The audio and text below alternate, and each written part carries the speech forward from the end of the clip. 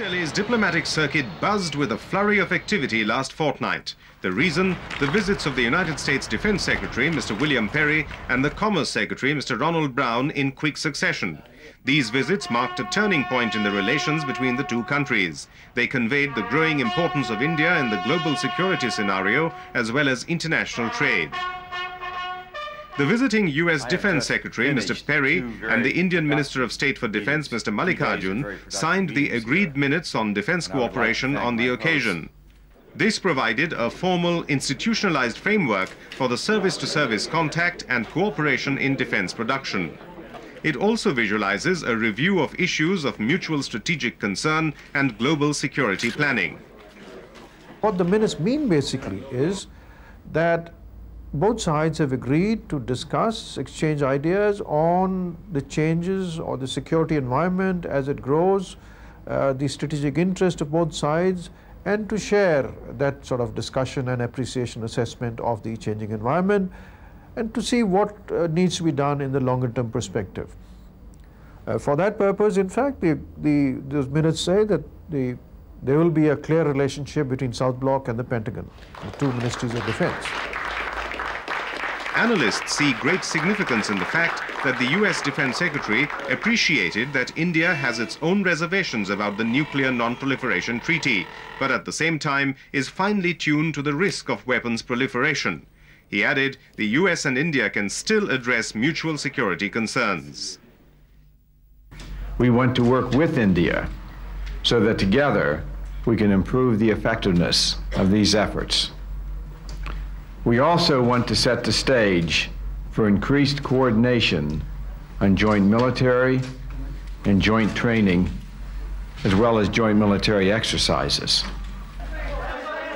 The bilateral discussions reportedly yielded commonalities in the strategic concerns, including transborder terrorism, security in the oil-producing countries of the Gulf and the Indian Ocean.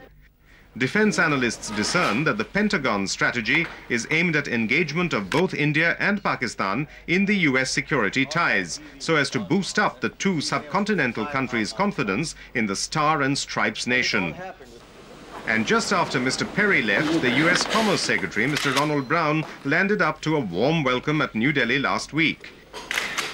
India's tremendous potential in industrialization and trade was acknowledged when he signed a memorandum of understanding with Indian Commerce Minister Mr. Pranab Mukherjee.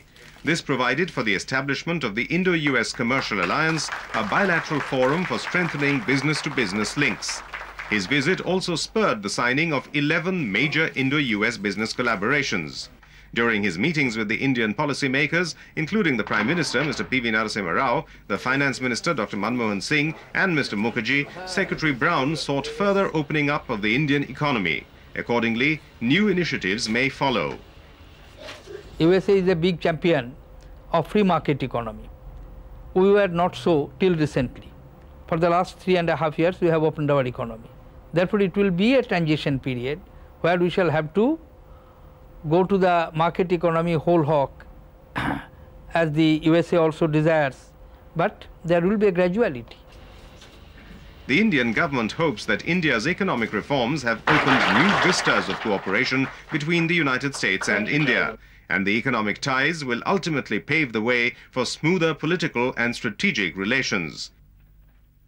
Commercial relations and economic relations lead to better understanding of the political situation.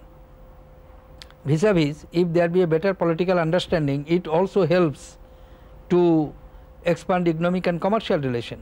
One is complementary to other.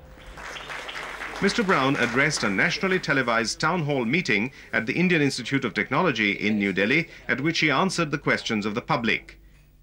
India is a very special place with a very special history. And to build a new era of real, deep and sincere friendship, an era of mutual trust and respect. So Indians and Americans can work together to build the economic future of both of our countries and the people of our countries. There is much work to be done. India and the United States have come a long way in their bilateral relations. While they will bargain hard as business partners and thresh out the differences in perceptions over their strategic interests, there is no denying that the emerging convergence between the oldest democracy and the largest democracy may augur well for their mutual prosperity and world peace. And this is just the beginning.